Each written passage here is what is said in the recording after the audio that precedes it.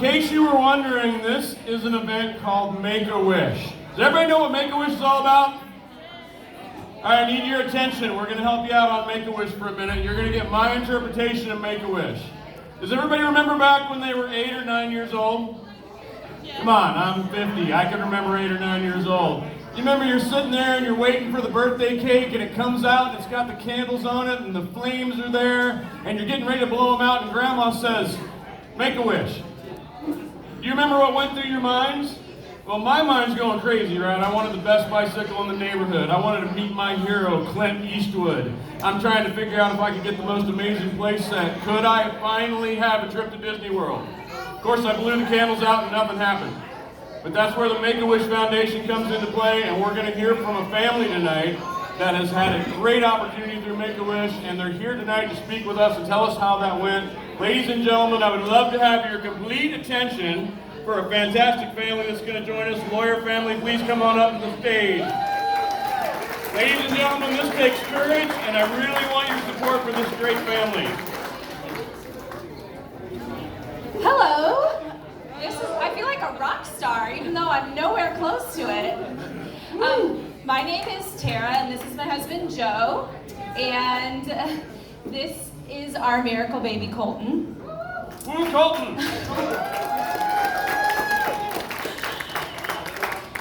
We want to start off just by saying thank you so much to all of you who are here tonight and who have worked tirelessly to raise money for this amazing foundation. Before we were a Wish family, we had no idea just how amazing this organization was and exactly what they did. So now that we're insiders, it's so humbling to attend events like this because we know exactly how it feels to be the recipients of this gift. So we feel so incredibly blessed that we've been asked to speak at tonight's event, and we're going to try to get through our very long story in a short amount of time. We like to say that Colton's life is a miracle twice over. You see, Colton grew in another woman's body, and this woman knew that her abilities to be his physical mother were too much for her current circumstances, so she chose us to be the keepers of his life. This was the first time his life would be saved. In August of 2015, we learned we would become parents to a little boy with a broken heart. We were terrified, but we knew that even if this little boy was not meant to survive long after birth, that we were the ones to love on him during that time he was. To say it was love at first sight would be an understatement. We quickly learned that our sweet boy was very sick. Colton, like many babies born each year, was born with a congenital heart defect. In fact, each year, 1 in 100 babies born in the United States are born with a heart defect. Heart defects affect twice as many babies each year than childhood cancer, and it's the most common birth defect amongst newborn babies and infants. Colton's heart defect is called tetralogy of Fallot, and it's like a super fancy word for he doesn't have the proper blood flow to the rest of his body. It also meant that at just a few weeks old, only 3 weeks after bringing him home, that he would endure open heart surgery on his little itty bitty heart that's just the size of a small walnut. And for those of you that can't picture a walnut, it's the size of a $50. So on October 20th, 2015, Colton underwent his first open heart surgery at the Children's Hospital of Illinois in Peoria. There are no words as a parent to describe what it's like to hand your child off to a man you just met, who promised you everything they could to save your child, the child we prayed so long for, but knowing deep down that it could be the last time you lay your eyes on them. After his surgery, we remember one of the surgeons coming out and telling us, exactly, guys, it was really bad, and we're lucky we were here when he was.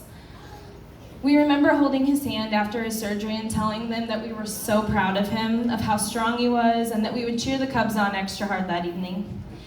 And that's just what we did. Unfortunately, in true Cubs fashion, losing in the playoffs was the least of our worries because not but 3 hours later, we received word that Colton was in heart failure and he'd need to go back into surgery to save his life. He was put on a machine that externally pumped his heart for him, and it was honestly the most nasty looking machine that I can think of. It took up an entire hospital room, and 3 nurses had to attend to us to the machine. We also knew that many times children that go on this machine never come off or suffer lifelong side effects because of it. However, this was Colton's only chance to survive. We remember praying to God in those late hours for a miraculous healing of Colton's body, but also that he would humble us, that if it was his will that we loved Colton for just those short 7 weeks, that we had loved him enough. Miraculously, in true Colton fashion, 3 days later, he was successfully removed from the machine. 5 days later, he was smiling and giggling at us. And only 1 week and a half later, we took Colton home. This was the second time his life was saved. His heart will never be perfect, anatomically speaking, although we know it's perfect for us. He lived with his heart defect for the rest of his life. Doctor's appointments, surgeries, and possible restrictions are going to be an everyday part of our life. But today and every day, we rejoice in a healthy boy, one who proudly shows off his brave heart or his zipper to anyone that will see it. You might see it tonight. And who truly believes he's a real-life superhero. So when we received word from the Children's Hospital that we would be granting a wish, we knew exactly what he would choose.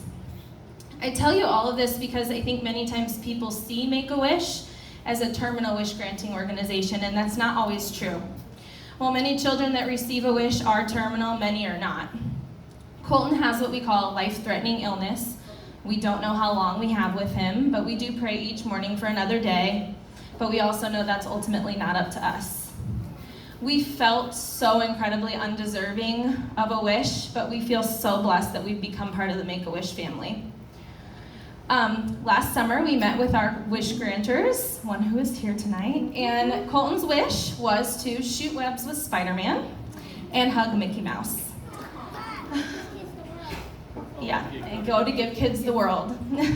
So last October, we spent the most magical week at the most magical place on earth, not Disney World, although we did go there. It's called Give Kids the World in Orlando, Florida. This amazing place is a special resort just for wish families, and it's a place where every kid is celebrated for who they are and where magic exists wherever you look. My favorite place at Give Kids the World is called the Star Tower in the Castle of Miracles. The name in and of itself is enough to make you well up. Every child that stays at Give Kids the World gets a special golden star. This star is kept by Stellar the Star Fairy forever. The child decorates the star and Stellar hangs it in the most perfect spot in her galaxy. As you walk into the Castle of Miracles, thousands upon thousands of stars meet you, stars of children that have walked the halls long before you, many of which who are stars in the sky. It was there that I realized, although this journey as a special needs parent feels so lonely at times, we were not alone. In fact, there have been thousands of parents that have walked this road ahead of us, and we were not alone, and neither was Colton. His star will hang there forever above the giant in the galaxy of miracles, and it's our prayer that we get to go back and visit his star for many years to come. Colton shot webs with Spider-Man and hugged Mickey many times. We ate ice cream for breakfast and had the most delicious chocolate chip cookies for every meal. He was chosen for a special wand choosing ceremony at Ollivanders at Universal, and we rode the Dumbo ride more times than I have fingers or toes. We learned that Colton has a special roller coaster face. No. Looks something like that. And that Disney is truly the most magical place on earth. Just today on the way here, we asked Colton what his favorite part about his wish was, and I'll see if he'll share it. Do you remember what your favorite part about your wish was? I don't know. Usually he says something different every time, and that just tells you that every part of it was magical. Mickey was my favorite part because one night that we were there, Mickey called Colton out of line, and the characters don't talk, but they motioned for him that he was brave and strong. And as a mom, I know that, but for other people around me to see that was truly magical. So while Colton does not look sick or act sick, and he really isn't sick right now, this was a celebration trip for us, a celebration of his life, of his struggles, and of his bravery. The best part was we were able to celebrate his 3-year heart anniversary at Magic Kingdom right in front of Mickey's castle, not Cinderella's castle. We couldn't have planned that any better. We're currently in the process of our second adoption, and Colton says the first thing he wants to do is take his new brother or sister to Give Kids the World. We're forever grateful that Make-A-Wish now lives in our hearts forever, our imperfect hearts, but we're far more grateful to be walking this journey with our miracle boy. Thank you for all you do. Thank you to Make-A-Wish, because so many people have the exact same story that we do, and we could not be here without you guys, so thank you. Thank you.